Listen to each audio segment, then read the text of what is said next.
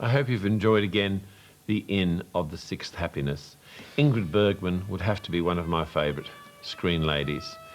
And I find it almost unbearably moving to watch Robert Donat. I said earlier he was offered more roles than most actors ever get. And his name was put down for the leads of so many great pictures in the past. The music by Malcolm Arnold. Did some of it occasionally make you feel that you were listening to Almost Like Being in Love from Brigadoon? I have this uncanny feeling when I'm listening to The Inn of the Sixth Happiness. I've got a couple of things I want to take a moment to do and inform you about. Judging by the letters you send me, care of Network 10 and the Women's Weekly, there are certain things that you're after that I think I can help you with. But what I want to tell you is something I didn't have time to do today. Have you heard of Closeburn House? It's at Mount Victoria in the Blue Mountains of New South Wales. Well, coming up soon is the weekend to celebrate the birthday of William Shakespeare, and it also takes place on St George's Day.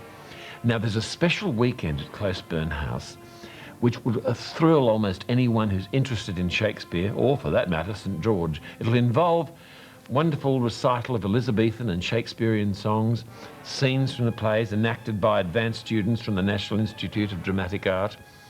If you'd like to know more about this wonderful Shakespeare weekend, this is how you find out. Ring 047 87 1555. That's Closeburn House in the idyllic Mount Victoria in the Blue Mountains of New South Wales. The weekend is being held, to get our dates right, April the 23rd to the 26th.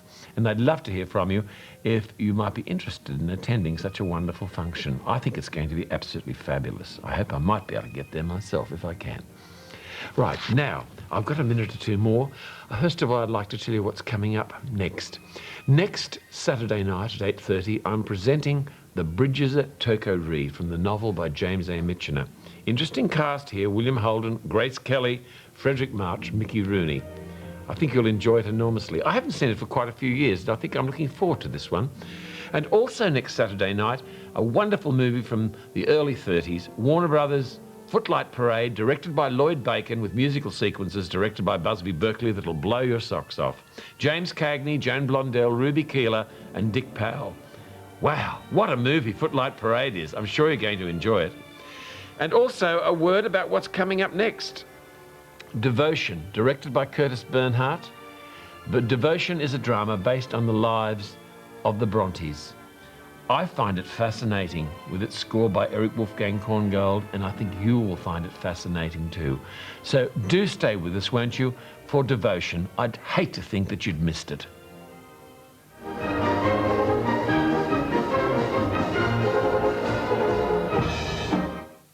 And now, an important announcement about Northern Exposure. If I don't like it, I can leave. Absolutely. 8:30 Wednesday, a special encore presentation, Northern Exposure from the beginning. Then the all-new series continues Thursday on 10. Thank you.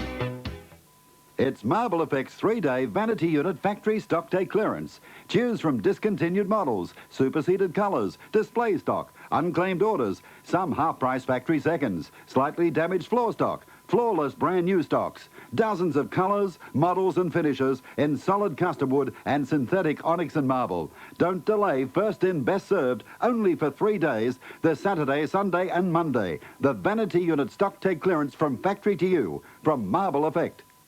Why get just one delicious Pizza Haven pizza when you can get any 2 pizzas for the one low price anytime with Pizza Haven's 2-for-1 deals? And get set for Pizza Haven's $10.90 large satay pork pizza, mouth-watering special satay sauce, double cheese, onion, capsicum, bacon, spicy pork and delicious roasted peanuts, all for just $10.90. Simply dial 131 2-for-1 for fast free delivery. Pizza Haven, home of the 2-for-1 pizza. Wouldn't it be nice to have your family protected from electric shocks by a bodyguard? Crowded, perhaps. But thanks to microtechnology, our bodyguards are now more discreet. The Bodyguard Safety Plug range by Ring Grip.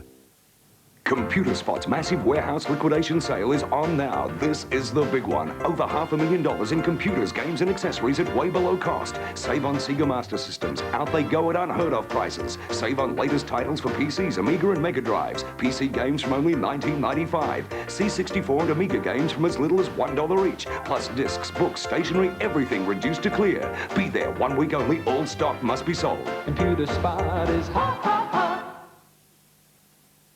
For 3 days only over Easter, Brescia Furniture has reduced all floor stock by 30%. Saturday, Sunday and Monday only. 30% off all floor stock. This Saturday, Sunday and Monday only at Brescia Furniture, 119 Cabramatta Road, Cabramatta. The night Los Angeles burned. Stories never told. An off-duty fireman becomes a human shield. A family saves a complete fire company. A single bullet is fired into a young fire captain's head. Heroes under fire. A hard copy exclusive, 9:30 Thursday.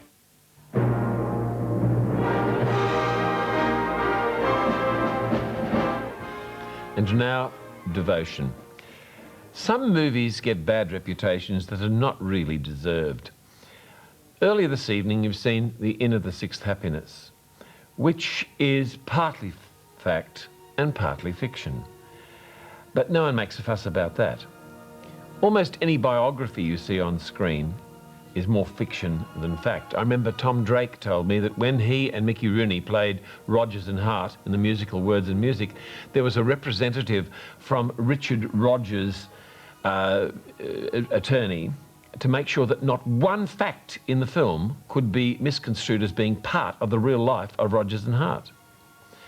So there you are. The Jolson story, which some people think is Jolson, is not Jolson at all. It's fiction woven around some facts in his life. So let that be a starting point to appreciate Devotion tonight. Devotion, directed by Curtis Bernhardt, written by Keith Winter, with the score by Eric Wolfgang Korngold and photography by Ernest Haller. It's all studio made and has a feeling to it that is reasonably faithful to the world created by the Bronte sisters in their books and perhaps even in their poetry.